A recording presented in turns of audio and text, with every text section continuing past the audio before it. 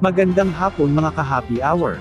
At narito ang mga balita para sa MBC TV Network News Update 3 PM edition.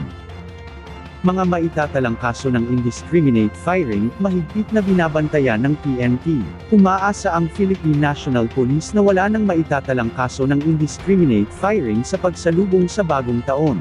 Pero sa kabila nito, sinabi ni PNP Public Information Office Chief Police Brigadier General Jean Fajardo, na mahigpit pa rin silang nakabantay lalo't pinaigting pa nila ang ginagawang mga hakbang upang tiyaking ligtas at mapayapa ang pagsalubong sa 2025. Sa katunayan, isang lalaking sakay ng motorsiklo ang naaresto sa Barangay Pambuan sa Gapan City sa Nueva Ecija, makaraang mahuli ang may bitbit na baril nang maharang ito sa isang anti-criminality checkpoint.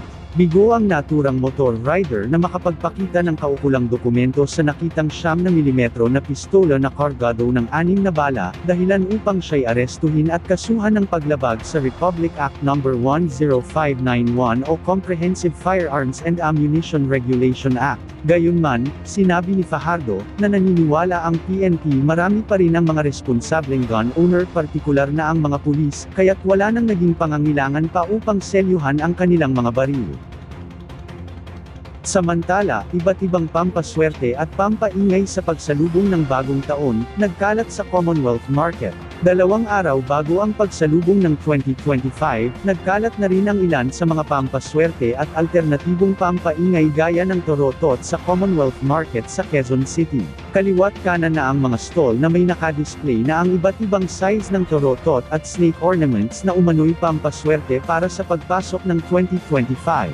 Bukod dito, ang mga torotot na pambata ay mabibili sa halagang 15 hanggang 20 pesos ang kada piraso. Mabenta na rin ang mga snake at gold pineapple ornaments na depende sa laki at disenyo ang presyo, pinakamura ang 30 pesos habang mabibili sa 180 pesos ang mas malaking size. May pangsabit din palay Lucky Charm na nagkakahalaga rin ng 35 pesos kada bungkos. Mayroon ding nagbebenta ng iba't ibang gold na palamuti gaya na lang ng mga chocolate na nakabalot sa gold foil at mistulang gold coins na mabibili ng 25 pesos ang kada pakete para sa 12 piraso ng gold coins, habang 180 pesos naman para sa pinakamalaki. Isa sa maagang bumili rito ng pampaswerteng gold coin si Nanay Zenaida, na ilalagay daw ito sa kanyang prosperity bowl para sa bagong taon. Wala naman daw masamang maniwala dahil naging buenas din naman daw ang 2024 sa kanya. At yan ang mga balita para sa MBC TV Network News Update 3 PM edition. Abangan ang mga susunod na balitaan mamaya para sa 4 PM edition.